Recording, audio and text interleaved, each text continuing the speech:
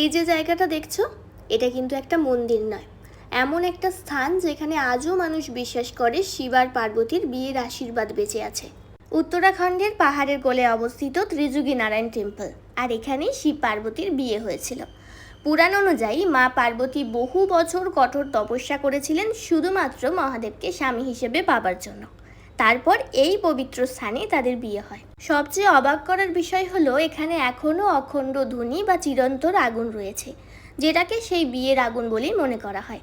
ভক্তরা আজও সেই আগুনের কাঠ বা ভস্য খুব পবিত্র বলে মনে করেন। অনেক দম্পতি বিশ্বাস করেন এই আগুনের আশীর্বাদ নিলে সম্পর্ক আরও মজবুত হয়। আর শুধু আগুনই নয়, এখানে রয়েছে কয়েকটি পবিত্র কুণ্ড।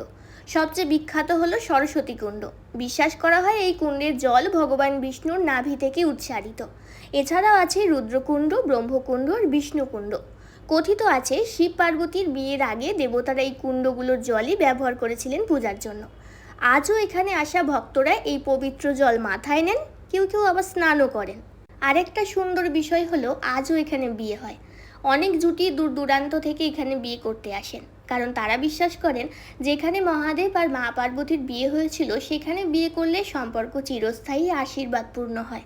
এখানে এমন এক অনুভূতি হয় যেন পুরাণের গল্পগুলো এখনও এখানকার বাতাসে জীবন্ত।